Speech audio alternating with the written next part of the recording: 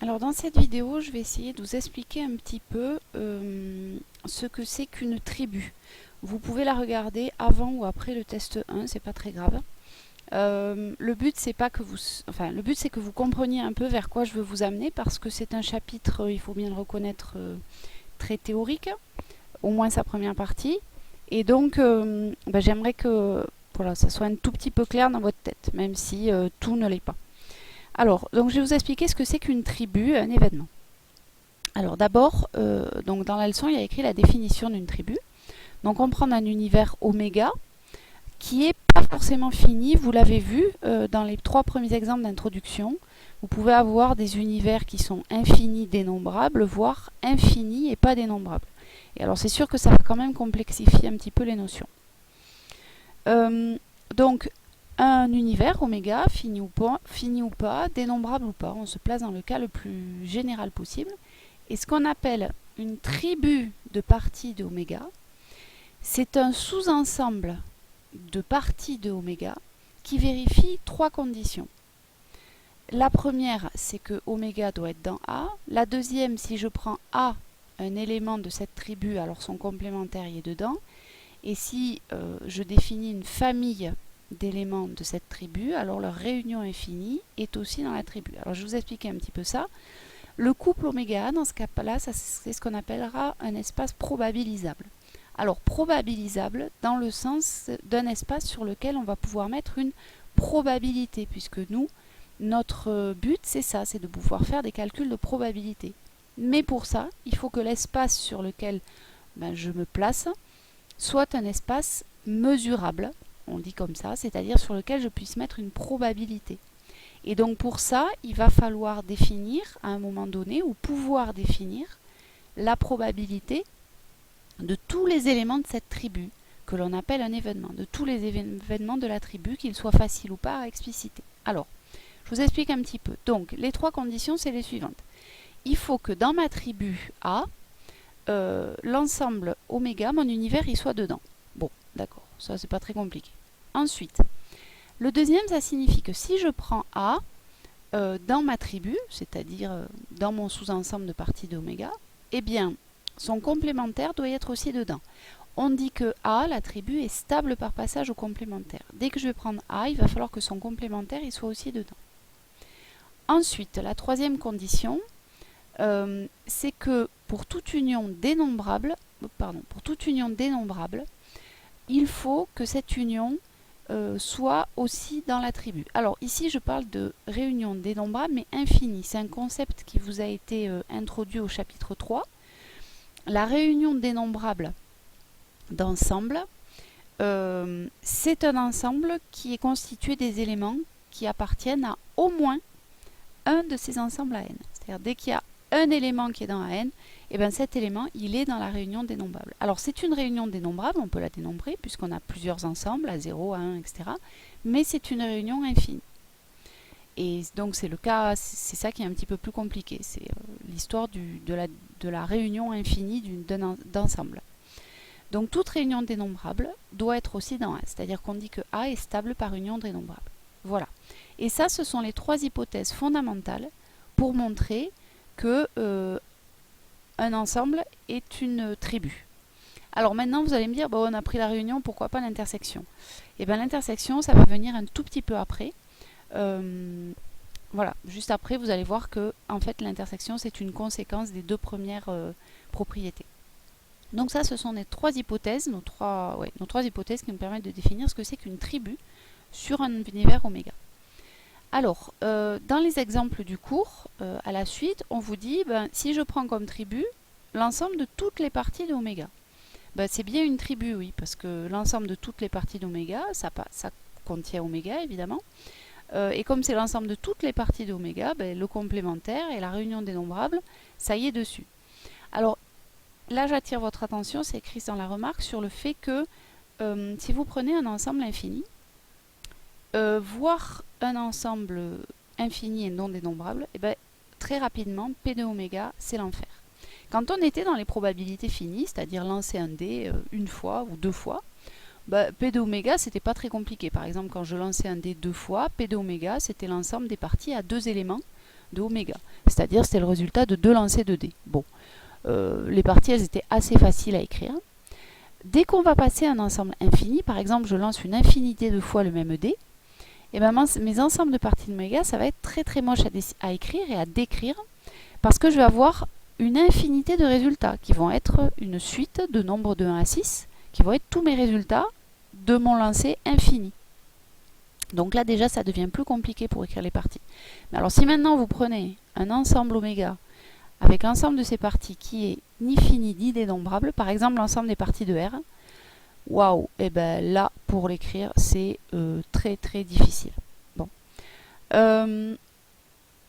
Autre exemple, on vous dit, si vous tournez la feuille, voilà, on va prendre l'ensemble qui est formé, alors dans l'univers oméga qui est 1, 2, 3, 4, par exemple, vous prenez l'ensemble des résultats de lancer d'un dé à 4 faces, vous fabriquez cette partie-là, qui contient le vide, c'est-à-dire l'événement impossible, l'événement 1, 2, l'événement 3, 4 et l'univers tout entier. Ah oui, j'ai oublié de dire, toutes ces parties-là d'une tribu, ça s'appelle un événement. Voilà. Et bien A, ça va être une tribu aussi de oméga. Alors pourquoi? Ben justement, on va essayer d'utiliser toutes ces propriétés-là pour voir si elles sont vérifiées. Donc il faut que oméga il soit dedans. Bon, ben, c'est bon, je l'y vois. Maintenant, il faut qu'à chaque fois que je prenne un événement de ma tribu, alors son complémentaire y soit. Donc prenons ces 4 événements, prenons leur complémentaire. L'ensemble vide, son complémentaire, ben, c'est oméga. Ah ben il est bien dans A, donc ça c'est bon. Si je prends l'ensemble 1, 2, son complémentaire c'est 3, 4. Ah ben donc il est bien dans A, je l'y ai mis.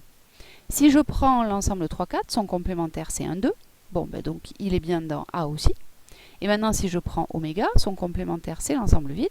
Et donc il est bien dans A aussi. Donc mon ensemble A, il est bien stable par complémentaire. Maintenant prenons la réunion. Bon ben ça c'est plus simple. Hein. Quand on fait la réunion de 1, 2 avec l'ensemble vide, ben c'est 1, 2. C'est bien dans A. Quand on fait la réunion de 1, 2 avec 3, 4, eh ben c'est 1, 2, 3, 4. Ah ben c'est oméga, il est bien dans A. Etc. Quand je fais des réunions de 1, 2, de 3, 4, de oméga, ben j'obtiens encore oméga ici, réuni avec oméga, c'est oméga, etc., etc. Donc en fabriquant cet ensemble-là, j'ai bien fabriqué une tribu de mon univers oméga. Alors évidemment, là j'ai pris un cas simple, fini, dénombrable. C'est un cas très facile, dans lequel en fait j'avais pas besoin de cette définition. Mais c'est pour vous montrer comment on vérifie qu'une partie d'éléments de oméga est bien une tribu. Alors maintenant pour la suite. Alors pour vous expliquer le théorème 1, donc c'est pareil, le théorème 1, vous pouvez écouter l'explication maintenant sans avoir fait le test 2 ou faire le test 2 d'abord, ça vous débrouillez. C'est en fait le but de cette vidéo, c'est de vous faire comprendre un peu vers où on va. Donc avant de vous expliquer un petit peu le théorème 1, il y a besoin d'une propriété que vous aurez revue dans le test numéro 1, qui est la loi de Morgan généralisée. La loi de Morgan généralisée, elle vous dit que le complémentaire d'une réunion, eh bien c'est l'intersection des complémentaires. Et que le complémentaire d'une intersection, c'est la réunion des complémentaires. Alors ça, vous le saviez déjà avec 2 éléments, on l'avait vu dans le chapitre sur les probabilités. Avec une réunion ou une intersection finie d'événements, ça vous saviez aussi. Eh bien, je vous l'annonce, ça marche aussi avec les réunions dénombrables, pas forcément finies. Voilà. Alors ça va nous permettre d'expliquer le théorème 1. Alors, pourquoi ce théorème 1?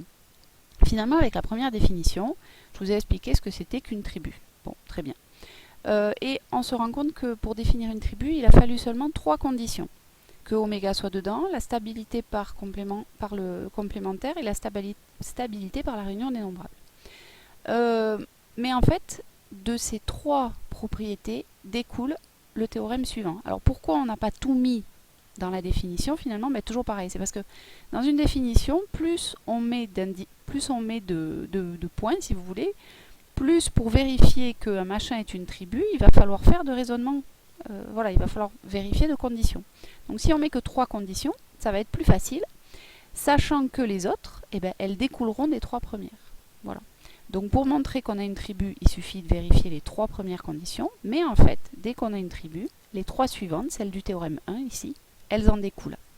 Alors pourquoi est-ce qu'elles en découlent? Eh bien pour la raison suivante. Alors, C'est pas très compliqué à comprendre. On vous dit, forcément, si on a une tribu, l'ensemble vide y est dedans. Bah oui, parce qu'on a dit que dans une tribu, la première condition, c'était qu'il fallait qu'oméga y soit dedans. Et comme oméga est stable par complémentaire, et ben le complémentaire de oméga, qui est l'ensemble vide, sera dedans. Donc l'ensemble vide, il est dans ma tribu, tout va bien. Maintenant, il faut que les intersections et les réunions finies d'éléments de la tribu soient aussi des éléments de la tribu. En particulier, la réunion de deux éléments, l'intersection de deux éléments. Tiens, on n'avait pas entendu parler des intersections jusqu'à présent.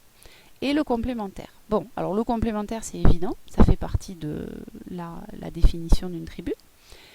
Pour ce qui est de l'intersection, puisque la réunion, c'est pas très compliqué, voilà comment on l'explique, et puis ça nous aidera à comprendre le 3. Prenons deux événements de ma tribu, A et B. Alors, puisque ma tribu, elle est stable par passage au complémentaire, eh bien A bar et B bar sont dans ma tribu aussi. Donc, comme ma tribu est stable par union finie, donc union dénombrable, ben, A bar union B bar, les complémentaires, la réunion des deux sera aussi dans ma tribu. Seulement, la réunion de A bar et de B bar, qu'est-ce que c'est? Eh bien, c'est l'intersection des complémentaires. Et alors, le complémentaire de A bar, ben, c'est A, et le complémentaire de B bar, eh ben, c'est B. Donc, A inter B, eh ben, se trouve aussi dans ma tribu.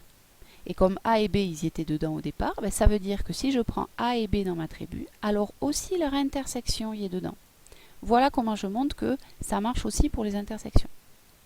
Et alors ça va me permettre de faire le petit 3, c'est-à-dire d'expliquer comment ça marche pour une intersection dénombrable, infinie mais dénombrable.